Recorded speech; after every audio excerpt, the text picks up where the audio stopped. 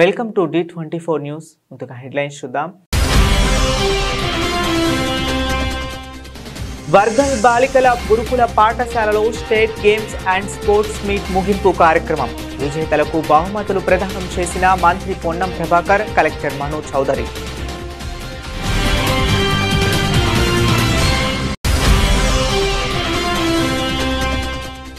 మహాకుంభమేళా భారతదేశ భిన్నత్వంలో ఏకత్వాన్ని చాటి చెబుతుందన్న ఉత్తరప్రదేశ్ ఉప ముఖ్యమంత్రి. మహాకుంభ్ 2025లో పాల్గొనవలసిందిగా రాష్ట్ర ప్రజలకు పిలుపునిచ్చిన కేశవ ప్రసాద్ మౌర్య.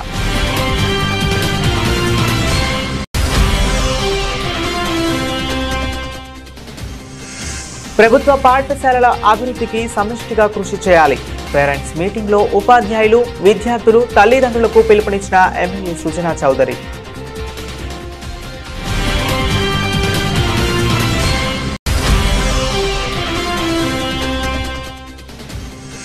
నారాయణరావుపేటలో కాంగ్రెస్ ప్రజాపాలన సంబరాలు. ఏడాదిలో పాలనను సాధించిన విజయాలను, సంక్షేమ పథకాలను వివరించిన పూజల హరికృష్ణ.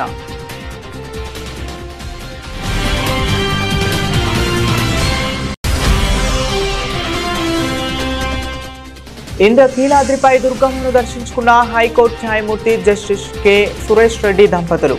ఆలయ మర్యాదలతో ఘన స్వాగతం పలికిన దేవస్థానం ఈవో కెఎస్ రామారావు.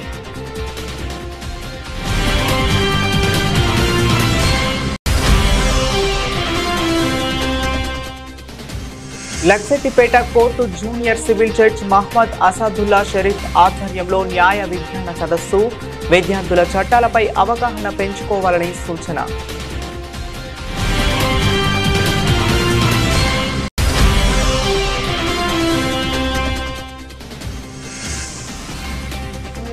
ఆంధ్రప్రదేశ్ అభివృద్ధికి కేంద్రం నుండి పూర్తి సహకారం స్పష్టం చేసిన కేంద్ర మంత్రి మనోహర్ లాల్ ఖట్టర్.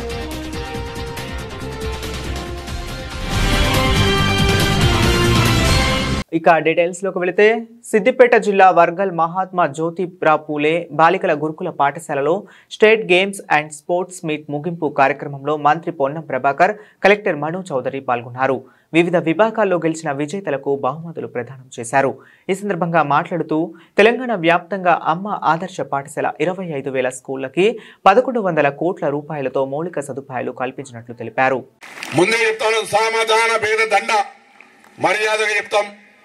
మీరు చేయాల్సిన బాధ్యతను గుర్తు చేస్తున్నాం.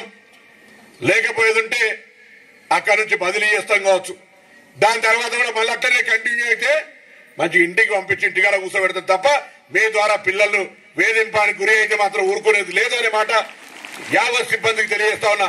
ఎవరిపైనా వ్యక్తిగతంగా కక్షలే, కానీ మీపై విశ్వాసం ఉండి, ప్రభుత్వంపై విశ్వాసం ఉండి తల్లిదండ్రులు వదిలి పిల్లలు ఇక్కడికి వస్తే వాళ్ళ పట్ల నిర్లక్ష్యంగా వ్యవహరించి ఫుడ్ పాయిజన్ కానీ ఇతరత్ర ఏదైనా ఆరోగ్యం బాగలేనప్పుడు సరిగా చూడకపోతే సంబంధిత అధికారి పైన చర్యలుంటాయి అనేటువంటి మాట కూడా ఇది ప్రభుత్వ ఆదేశం.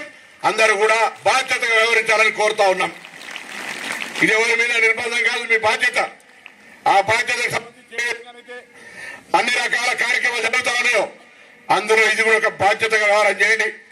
మీరు కూడా దయచేసి వసతులు లేదా ఇతరాత్ర కోసం ఆలోచన చేయకుండా మీ విద్యా బోధన పట్ల శ్రద్ధ పెట్టండి. తల్లిదండ్రులు గ్రామీణ ప్రాంతాల కష్టపడుతూ మీరు బాగా ఉజ్వలమైన భవిష్యత్తు రావాలని ఇక్కడికి పంపిర్రు. మీ ఉజ్వలమైన భవిష్యత్తు బాగుండాలంటే ఈ దశ విద్యార్థి దశ. మిగతా ఆలోచనలు పోకండి. ఏ విధంగా లక్ష్యాన్ని చేరాలి, ఏ విధంగా మను చౌదరి గారు కలెక్టర్ అయినో మీ విద్యా బోధన అందించే టీచర్లు ఏ విధంగా కష్టపడి అనేక పోటీ పరీక్షలు రాసి ఈ స్థాయి ఉద్యోగం పొందినరో లేదా ఇతర వృత్తులలో ఏ విధంగా సెటిల్ అవుతారో ఆ దిశలో మేము పోవాలనేటువంటి లక్ష్యాన్ని కష్టపడి ఇప్పటి నుంచో ఒక లక్ష్యం ఏర్పరచుకోండి. జీవితం మళ్ళీ చేయలు దాటిపోతే రాదు. మా సహచార పార్లమెంట్ సభ్యులు రాజా గారు ఒక కథ చెప్తారు ఎప్పుడు కూడా. వెనకటికి ఒక టర్కీ టవల్ అంటే బూరు తువాల, మనం ఇప్పుడు మనం పచ్చ తెలంగాణల బూరు తువాల వెనకటికి 20-30 ఏళ్ల కింద availability of only like collector గారు మను చౌదరి లాంటి వాళ్ళు ఆడుకుందరు కావచ్చు, కానీ మన దొరకపోతుండే.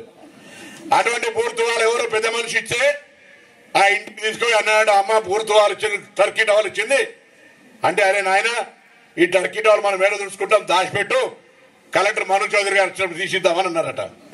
ఆయన రాడా మహాకుంభ్ 2025ని భారత సాంస్కృతిక ఐక్యతకు ప్రపంచ చిహ్నంగా మార్చాలని యోగి ఆదిత్యనాథ్ నేతృత్వంలో ఉత్తరప్రదేశ్ ప్రభుత్వం అనుకుంటుందని ఉత్తరప్రదేశ్ ఉప ముఖ్యమంత్రి కేశవ్ ప్రసాద్ మౌర్య అన్నారు.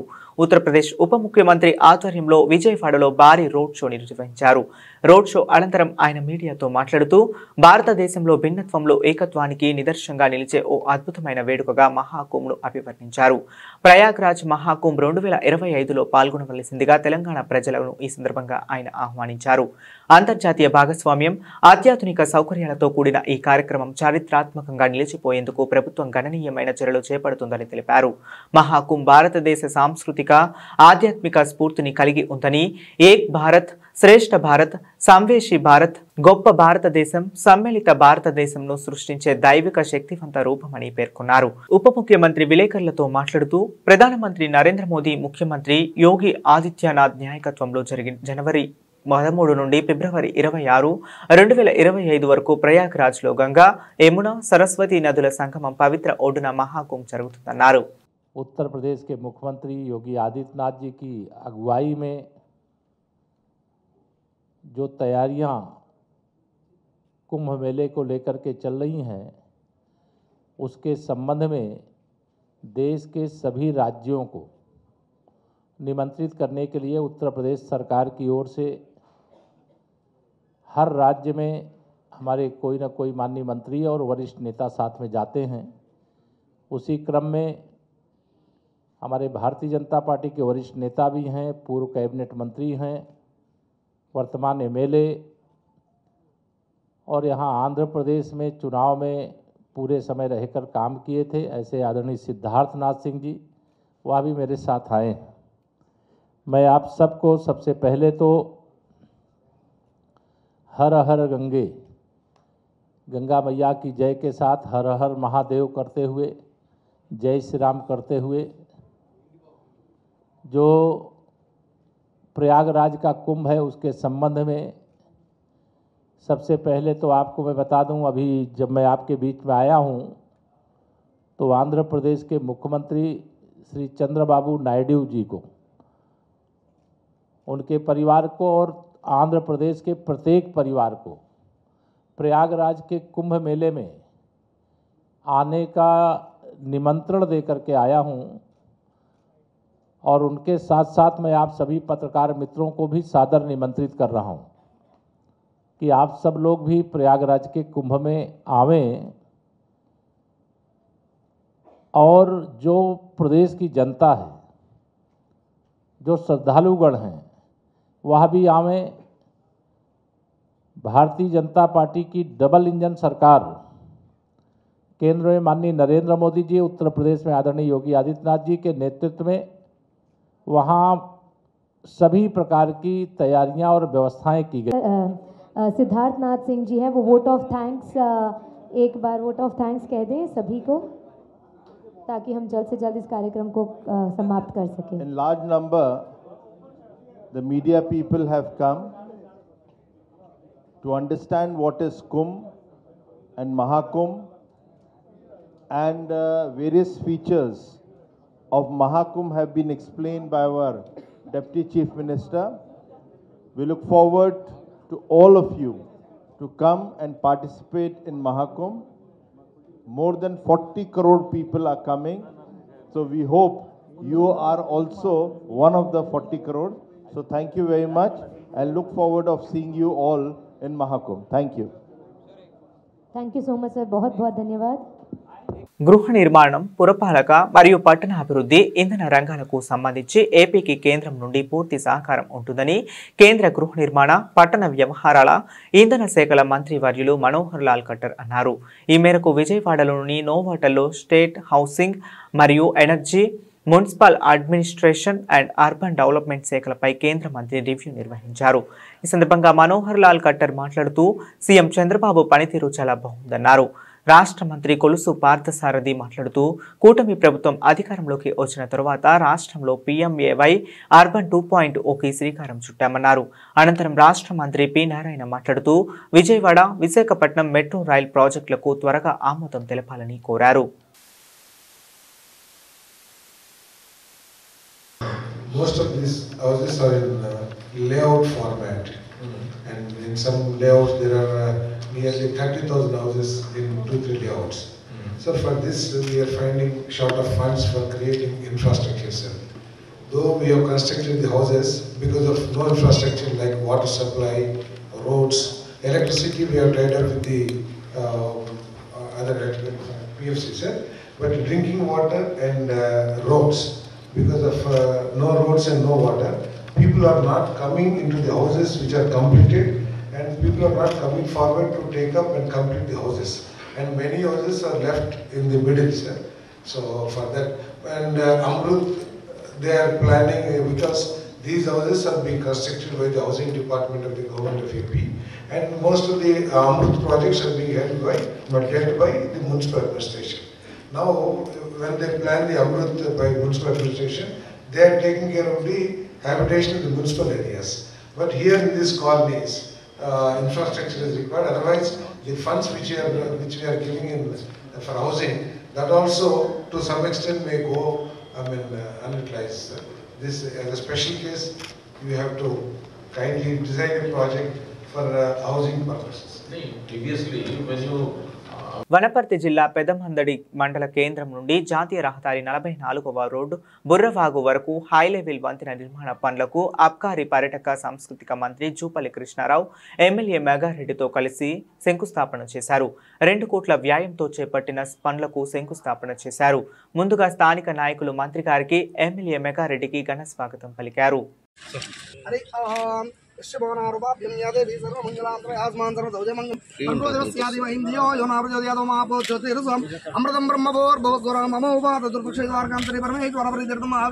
కాంగ్రెస్ ప్రభుత్వం ఏర్పడి ఏడాది పాలనలో సాధించిన విజయాలను, సంక్షేమ పథకాలను సిద్దిపేట నియోజకవర్గ కాంగ్రెస్ పార్టీ ఇన్ఛార్జ్ పూజల హరికృష్ణ తెలిపారు.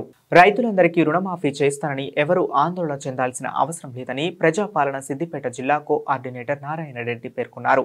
కాంగ్రెస్ ప్రజాపాలన సంబరాలలో భాగంగా సిద్దిపేట జిల్లా నారాయణరావుపేట మండల కేంద్రంలో ఏర్పాటు చేసిన సంబరాల్లో నియోజకవర్గ ఇన్ఛార్జ్ పూజల హరికృష్ణ పాల్గొన్నారు. వీటికి ఎందుకు వచ్చినాం, ఏ ముచ్చట్లు చెప్తే మనం మనస్ఫూర్తిగా వినాలని వచ్చినామంటే, ఈ సంవత్సర కాలంలో కాంగ్రెస్ పార్టీ మనకి ఏం చేసింది. ఈ రోజు ప్రతిపక్షాలు మనల్ని దుమ్మెత్తు వస్తా ఉన్నాయి, అది చేయలేదు, ఇది చేయలేదు, అది రాలేదు, ఇది రాలేదని. మరి నేను అడుగుతున్నా, మీరు 40 ఏళ్ళ నుంచి మీరే పరిపాలించారు సిద్దిపేట. మరి మా పండరి గారు చెప్పినట్టు ఈ నారాయణపేట మండలానికి ఎందుకు ఈ కర్మ వచ్చింది? అన్ని సమస్యలు మన మండలానికి ఎన్నుకున్నాయి. ఈడ పక్కన కూత కూసే దూరంగా కేసీఆర్ ఉంటాడు, అవునా కదా? చింతపడికి ఆయన ఊరు. మళ్ళీ ఆయన ఊరును డెవలప్ చేసుకొని మన ఊరిని ఎందుకు ఇచ్చిపెట్టిండు? మన మండలం సపరేట్ అయితే తప్ప మన మండలానికి ఒక నిధులు లేవు. మన కార్యకర్తలు పోతే గలవడు, ఏదైనా కష్టం ఉందో చెప్పుకుందామంటే ఆ క్యాంప్ ఆఫీస్ లో హరీష్ రావు ఉండడు.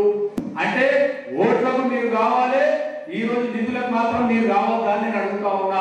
ఆడపడుచులకు ఇక్కడ ఉన్న ప్రతి ఒక్కరికి అన్ని గ్రామాల నుంచి ఈ రోజు ఈ కార్యక్రమానికి ఎందుకు వచ్చారు అంటే, రేవంత్ రెడ్డి గారి మీద అభిమానం, కాంగ్రెస్ పార్టీ మీద అభిమానం ఉంది.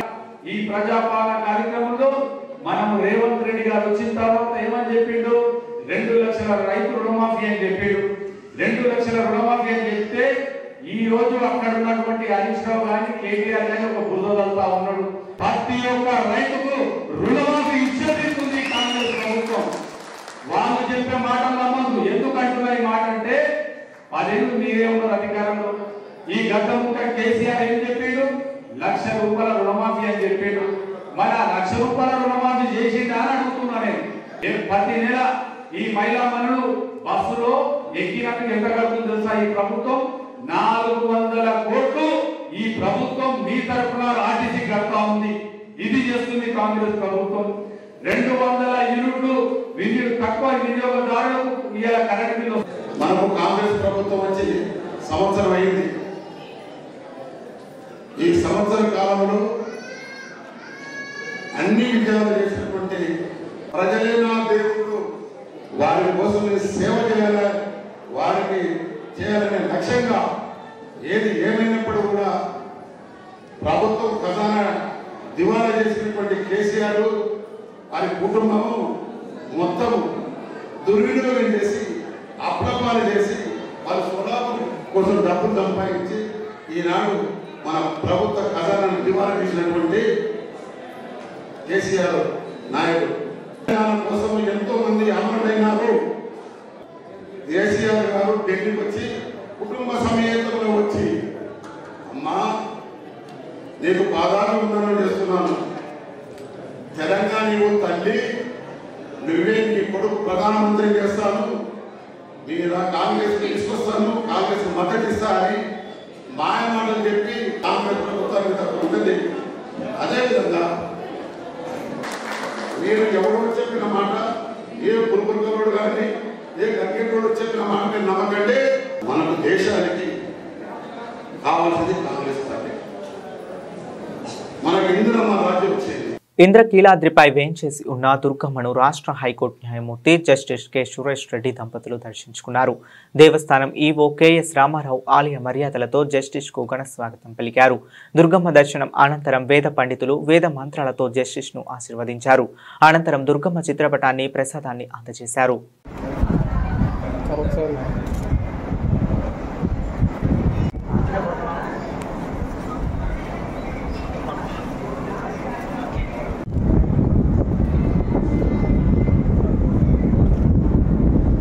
కుత్బుల్లాపూర్ ఎస్ఆర్ఓ కార్యాలయంలో ఫేక్ డాక్యుమెంట్లతో మల్లంపేట నుంచి వచ్చి ఇతరులకు రిజిస్ట్రేషన్ చేస్తుండగా సబ్ రిజిస్టర్ పట్టుకున్నారు.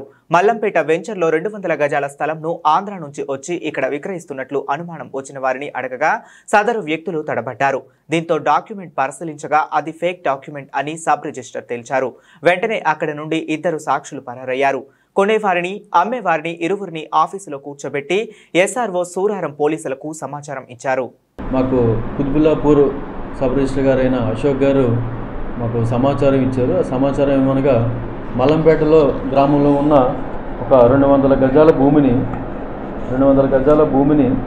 ఒక నాగేశ్వరరావు అనే వ్యక్తి అతను ఆధార్ కార్డుని ఫ్యాబ్రికేట్ చేసి అతను వేరే వ్యక్తికి అమ్మడానికి ప్రయత్నిస్తుండగా అతను మన ఎస్ఆర్ఓ గారు కొంచెం అతనికి డౌట్ వచ్చి ఎవరైతే ప్రాపర్టీని అమ్ముతున్నారో నాగేశ్వరరావు అతని యొక్క ప్రొఫెషన్ గురించి అడగగా అతను కొంచెం తడబడినట్లుగా మన ఎస్ఆర్ఓ గారు గుర్తించడం జరిగింది. ఈ ఎస్ఆర్ఓ గారు ఇమీడియట్లీ అతని ఆధార్ కార్డు థంబ్ ఇంప్రెషన్ ద్వారా చెక్ చేస్తే అతని ఆధార్ కార్డుని అతను మ్యానిపులేట్ చేసినట్లుగా తెలిసింది. ఇందులో మనకి వెంటనే ఎస్ఆర్ఓ గారు సమాచారం ఇస్తే వాళ్ళని అక్కడ పంపించి అదుపులో తీసుకొని ఇంకా మనకి ఎస్ఆర్ఓ గారు దరఖాస్తు ప్రిపేర్ చేస్తున్నారు. దరఖాస్తు తీసుకొని వాళ్ళ మీద ఎవరున్నారనేది విచారించి తగు చర్య తీసుకోవడం జరుగుతుంది. మే పర్సన్ నాగేశ్వరరావు ఇతను శ్రీనివాసరావు అనే వ్యక్తికి అమ్ముతుండగా ఎస్ఆర్ఓ గారికి అనుమానం వచ్చి విచారిస్తే ఈ విషయం బయటకు వచ్చింది. ఇందులో మనం కేసు నమోదు చేసి దర్యాప్తు చేసి ఇందులో ఎవరున్నారనేది విచారించి తగు చర్య తీసుకుంటాం. చేసినట్టు ఇప్పటి వరకు మాకు ఎటువంటి సమాచారం లేదు. అది ఇప్పుడు కేసు నమోదు చేసినాక దర్యాప్తులో ఈ విషయాలన్నీ కూడా బయటపడుతుంది. పార్టీ కోసం పనిచేసిన సామాన్య కార్యకర్తలను సైతం గుర్తించే ఏకైక పార్టీ తెలుగుదేశం పార్టీ అని డిప్యూటీ స్పీకర్ రఘురామకృష్ణంరాజు తెలిపారు. పార్టీ కోసం నిరంతరం కృషి చేసే వారికి ఉన్నత పదవులు వాటి అంతటా అవే వచ్చి అలంకరిస్తాయని అన్నారు. బందర్ రోడ్ అమరావతి కన్వెన్షన్ హాల్లో Andhra Pradesh buildings under construction advisory committee Gottemukkala Raghuramaraju బాధ్యతలు స్వీకరించిన సందర్భంగా అభినందన సభ జరిగింది. ఈ కార్యక్రమానికి ప్రత్యేక అతిథిగా అసెంబ్లీ డిప్యూటీ స్పీకర్ రఘురామకృష్ణంరాజు విచ్చేశారు. ఈ సందర్భంగా ఆయన మాట్లాడుతూ పార్టీ కష్టకాలంలో ఉన్నప్పుడు అప్పట్లో అధికారంలో ఉన్న వైసీపీ పార్టీ చేసిన తప్పులను ఎత్తి చూపిన వాటిని ప్రజల్లోకి తీసుకువెళ్లడం రఘురామరాజు ముందంజలో ఉన్నారన్నారు. ఎన్డీఏ అధికారంలోకి వచ్చిన తరువాత పార్టీ కోసం పనిచేసిన వారందరినీ గౌరవించి సముచితులైన పదవులు కేటాయించిన పార్టీ ఒక తెలుగుదేశం పార్టీ మాత్రమే అన్నారు. కార్మికుల సంక్షేమం కోసం రఘురామరాజు చిత్తశుద్ధితో పనిచేయాలని సూచించారు. అనంతరం విజయవాడ పార్లమెంట్ సభ్యులు కేసినేని శివనాథ్ మాట్లాడుతూ అసంఘటిత కార్మికులుగా ఉన్న వారి సంక్షేమం అభివృద్ధి కోసం త్రికరణ శుద్ధితో పనిచేయాలని సూచించారు. ప్రియతమ ముఖ్యమంత్రి నారా చంద్రబాబు నాయుడు గారి ఆశీస్సులతో అదేవిధంగా నారా లోకేష్ గారి నాయకత్వంలో ఈరోజు నాకు కూటమి ప్రభుత్వం ఎన్డీఏ ప్రభుత్వం నాకు building and other construction workers సంబంధించిన అడ్వైజరీ కమిటీకి చైర్మన్గా నియమించినందుకు వాళ్ళకి ధన్యవాదాలు తెలియజేస్తా ఉన్నా. రాబోయేటువంటి రోజుల్లో భవన నిర్మాణ కార్మికుల సంక్షేమం కోసం ఏదైనా అమలు చేయాలి, ఏదైనా పథకాలు అమలు చేయాలనే అంశంలో ఒక సుదీర్ఘ కసరత్తు చేసి అవసరమైతే లోకేష్ గారు మాకు చెప్పింది ఏంటంటే ఇతర రాష్ట్రాల మొత్తాన్ని కూడా అధ్యయనం చేసి భారతదేశంలో ఏ రాష్ట్రంలో లేని విధంగా భవన నిర్మాణ సంక్షేమం ఈ రాష్ట్రంలో జరగాలని చెప్పి లోకేష్ గారు మాకు చెప్పడం జరిగింది. కాబట్టి త్వరలోనే నేషనల్ కన్స్ట్రక్షన్ అకాడమీని కూడా సందర్శించబోతా ఉన్నాం అఫీషియల్గా. అవన్నీ కూడా నేషనల్ కన్స్ట్రక్షన్ అకాడమీని కూడా మన విజయవాడలో నెలకొల్పుతామని సందర్భంగా తెలియజేస్తూ రాబోయేటువంటి రోజుల్లో భవన నిర్మాణ కార్మికుల సంక్షేమం కోసం ఈ ప్రభుత్వం కట్టుబడి ఉంది. వాళ్ళ సంక్షేమం గతంలో ఏ విధంగా అయితే 12-14 మెమో ఇచ్చి ఆపేసారు అవన్నీ కూడా తిరిగి తీసుకొస్తామని చెప్పి తెలియజేస్తూ భవన నిర్మాణ కార్మికుల కోసం కట్టుబడి తెలియజేస్తా. నిధులు మళ్లించారు. గతంలో ఏదైతే జగన్ ప్రభుత్వం నిధులు దిగితే 2,000 కోట్ల రూపాయల నిధులు మళ్లించడం జరిగింది. అవన్నీ కూడా తిరిగి తీసుకురావడం కోసం ప్రయత్నం చేస్తాం. 100% ఈ రాష్ట్రంలో ఉన్నటువంటి ఒక్క భవన నిర్మాణ కార్మికుడికి అన్యాయం జరిగినా మేము అండగా ఉంటాం. ప్రతి ఒక్కరికి న్యాయం జరిగే విధంగా కృషి చేస్తాం. మంచిర్యాల జిల్లా జన్నారంలోని రాఘవేంద్ర లిటిల్ హార్ట్స్ పాఠశాలలో Luxettipet court junior civil judge Mohammed Asadullah Sharif ఆధ్వర్యంలో న్యాయ విజ్ఞాన సదస్సు ఏర్పాటు చేశారు. ఈ సందర్భంగా జడ్జ్ మాట్లాడుతూ విద్యార్థులు చట్టాలపై అవగాహన పెంచుకోవాలి. సెల్ ఫోన్లో మంచి ఉంది, చెడు ఉంది. మనం చెడును వదిలి మంచి మాత్రమే గ్రహించాలి అన్నారు. సెల్ ఫోన్పై సమయం వేస్ట్ చేసే బదులు ఆటలు చదువుపై దృష్టి సారించాలని సూచించారు. యువత గంజాయి మత్తు పదార్థాల వినియోగంకు దూరంగా ఉండాలని కోరారు. And please also understand that whatever data is there, that data cannot be deleted. మీరు అనుకోవచ్చు అది డిలీట్ చేస్తాము. వాట్సాప్ లో V1 అని మీరు ఫోటో పంపించినా దాని స్క్రీన్ షాట్ తీయగలమా? It cannot be taken. అది వైట్ స్క్రీన్ వచ్చేస్తుంది స్క్రీన్ షాట్ తీసుకుంటే. కానీ what if I take another phone and take a picture of this, ఇంకొక ఫోన్ తీసుకొని ఈ స్క్రీన్ ఫోటో తీసుకుంటే అది ఉండిపోతుంది. That is possible. ఇన్స్టాగ్రామ్ లో కూడా ఒకవేళ ఫోటో బాంబ్స్ ఉన్నాయి, అది కూడా స్క్రీన్ షాట్ తీసుకోగలరు. కానీ even that data will remain. So whatever data you are sending, it will always remain. ఒక ఫోన్ ని దాంట్లో ఒక ఫోటోస్ ఉన్నాయంటే దాన్ని ఒకవేళ మీరు విరగొట్టి దాన్ని కాల్ చేసిన తర్వాత కూడా ఆ మెమొరీ నుంచి డేటా రికవర్ చేయడం 5 నిమిషాల పని. సో మీరు ఎవరికి ఏ మెసేజ్ చేస్తున్నారు, ఎవరికి ఏ ఫోటో పంపిస్తున్నారు, you have to be very careful. నేను ఫోన్లు వాడద్దు అని చెప్పను. చాలా మంది చెప్తారేమో టీచర్స్, కానీ నేను చెప్పను. ఎందుకంటే ఫోన్లు వాడితే దానికి అడ్వాంటేజెస్ కూడా ఉన్నాయి. మీరు యూట్యూబ్ లో ఒకవేళ మంచి వీడియోస్, ఎడ్యుకేషనల్ వీడియోస్ చూస్తే దానికి కూడా అడ్వాంటేజెస్ చాలా ఉన్నాయి. You should be aware. ఒక ఫోన్ ఎలా నడుస్తుంది, సోషల్ మీడియా ఎలా నడుస్తుందని ఆ జ్ఞానం కూడా మీకు ఉండాలి. కానీ మీరు ఏం చేస్తున్నారో అది ఆలోచించండి. మీరు ఇప్పుడు తెలియక ఒక తప్పు పని చేయొచ్చు. Especially girls, you might send a picture, normal picture, కానీ ఏఐతో మార్ఫింగ్ చేయడం, ఎడిట్ చేయడం ఎంత ఈజీ. చాట్ జీపీటీ యూజ్ చేస్తారు ఎవరైనా? No. Install ChatGPT. Very good. One person is raising the hand. Very good. Install ChatGPT. Do you know what ChatGPT is? No. During software. ఒక పని చేయండి, ఈ రోజే మీరు వెళ్తారు కదా, ఫోన్ అంటే మీ దగ్గర అయితే సొంతంగా ఫోన్ ఉండకపోవచ్చు, మీ ఇంట్లో వాళ్ళకి ఉంటుంది కదా. వెళ్ళి ప్లే స్టోర్ అయినా లేకుంటే అక్కడికి వెళ్ళి please install the software ChatGPT. Okay, you ask that software anything, it will reply and it will help you a lot in learning things. ఏ కాన్సెప్ట్ అయినా. You can even ask it to write songs. You can even ask it to write poems. It will write original. You can even ask it to create pictures, videos. It will create. So use these things, right? I think it's about to rain, so I'll just conclude with one last thing.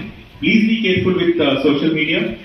Quthbullapur నియోజకవర్గంలోని RMP డాక్టర్లపై medical council వేధింపుల నుండి రక్షించడానికి అంటూ Medchal DCP కోటిరెడ్డికి వినతి పత్రం అందించడం జరిగింది.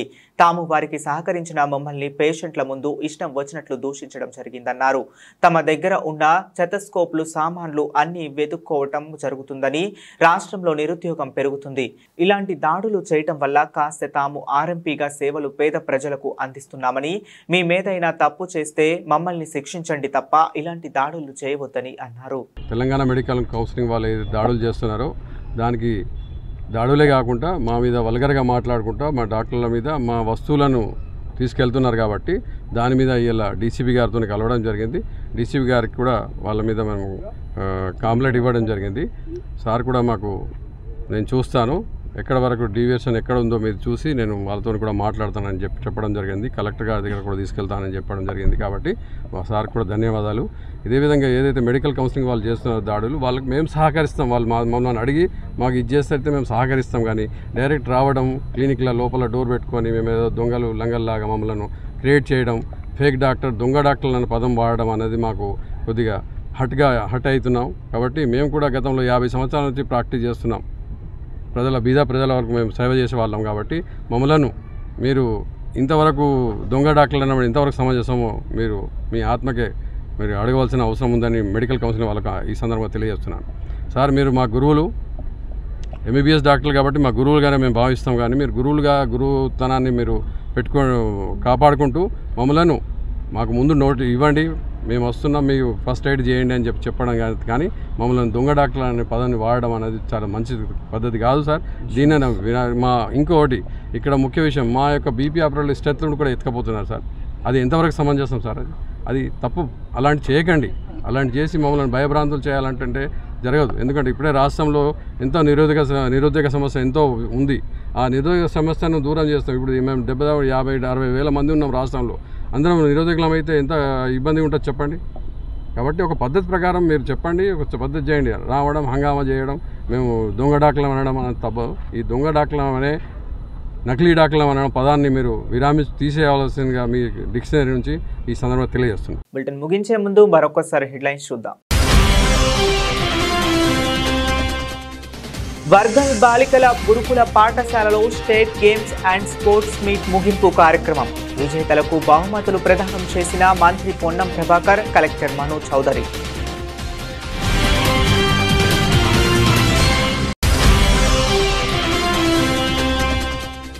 మహాకుంభమేళా భారతదేశ భిన్నత్వంలో ఏకత్వాన్ని చాటి చెబుతుందన్న ఉత్తరప్రదేశ్ ఉప ముఖ్యమంత్రి.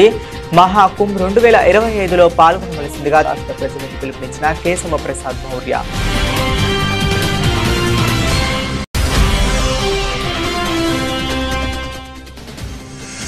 ప్రభుత్వ పాఠశాలల అభివృద్ధికి సమిష్టిగా కృషి చేయాలి. పేరెంట్స్ మీటింగ్ లో ఉపాధ్యాయులు, విద్యార్థులు, తల్లిదండ్రులకు పిలుపునిచ్చిన ఎమ్మెల్యే సుజనా చౌదరి.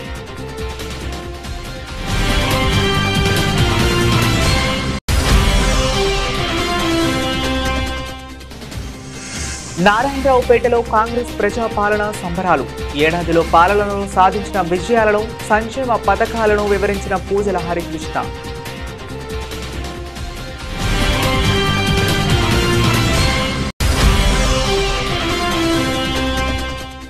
ఇంద్రకీలాద్రిపై దుర్గమ్మను దర్శించుకున్న హైకోర్టు న్యాయమూర్తి జస్టిస్ కె సురేష్ రెడ్డి దంపతులు. ఆలయ మర్యాదలతో ఘన స్వాగతం పలికిన దేవస్థానం ఈవో కెఎస్ రామారావు.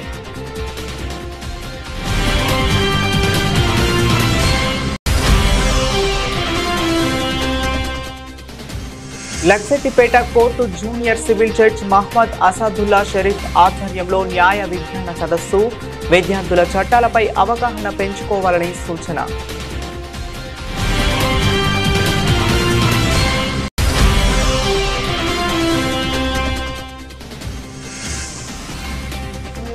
ఆంధ్రప్రదేశ్ అభివృద్ధికి కేంద్రం నుండి పూర్తి సహకారం స్పష్టం చేసిన కేంద్ర మంత్రి మనోహర్ లాల్ ఖట్టర్.